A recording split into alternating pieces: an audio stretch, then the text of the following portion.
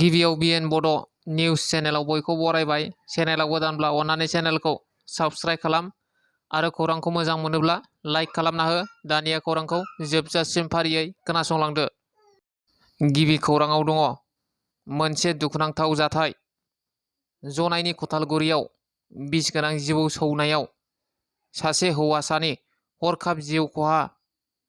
मिथिनो मोननाय बादिब्ला जनाइनि सिगां खथालगुरिनि थागिबि प्रफुल्ल भिगुनि फिसाला अबिनाश भिगुआ न'नि खामसालियाव जिरायनानै सिखारनो नागिरनाय समावनो हरखाब बिस गोनां जिबौआ सौनानै होदों।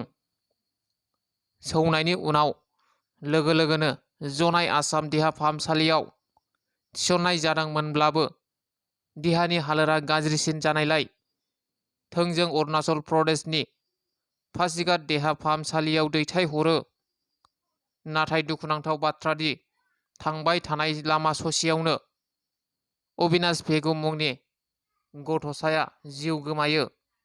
बे जाथायखौ लानानै जनाइ ओनसोलाव मोनसे सोमोनांथाव आरो दुखुनि थासारिया साग्लोबदों। जनाइआव ओंखाम सिखाव हमनो मोनदों। धेमाजि जिल्लानि जनाइ रांखब थिनालिनि थागिबि महादेब शर्मानि न'खराव साननि समावनो हाबदोंमोन ओंखाम सिखावआ। नाथाय ओंखाम खावनो थांग्रा सिखावखौ थागिबि रायजो राजाफोरा सिखावखौ हमना पुलिसनो गथायदों। मिथिनो मोननाय बादिब्ला रावबो गैयै सुजुगखौ लानानै सिखावआ सिगांग्रो ओंखाम खावनानै जाग्रोयो। बिनि उनाव न' सिङाव थानाय गद्रेजनि थालाखौ देखावो आरो बायदिसिना बेसादफोरखौ लुथिनो नाजादोंमोन।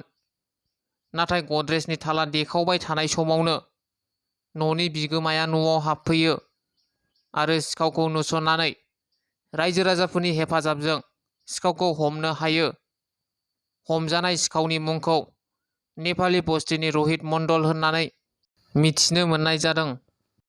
क'क्राझाराव फिन आरोबाव जिनाहारि खालामनाय जाथाय।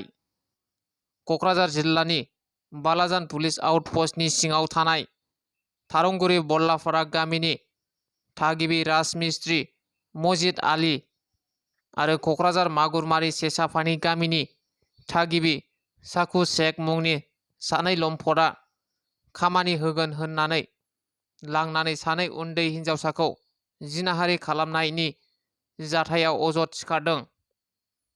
जाथायनि बागै मिथिनो मोननाय बादिब्ला सानै लम्पटफोरा गिबियाव उन्दै हिनजावसाफोरखौ डिब्रुगड़आव लाना 15 साननि खामानि मावो आरो बे समावनो दाबि धमखि होना जिनाहारि खालामनायखौ जुरियो। भुगिनांनाय नखरा थार बिजिरनाय मोननांगौनि दाबिखौ बालाजान पुलिस आउटपस्टआव एफआइआर थिसनदों। बर'नि मुंदांखा फावखुंगुर थाख्लाय प्रजित नार्जारिखौ पुलिसआ एरेस्ट खालामबाय।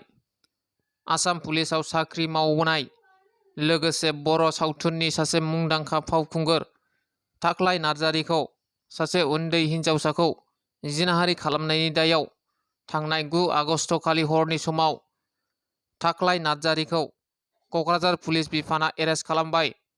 मिथिनो मोननाय बादिब्ला थाख्लाय नार्जारिनि हेंथायै थांनाय 2022 मायथाइयावनो गसर थिसननाय जादोंमोन। गोबाव सम बिथाङा खारखोमानानै थादोंमोन होननानै मिथिनो मोननाय जायो। दिनैनि खौराङा बेखिनियानो। गोजोन्थों।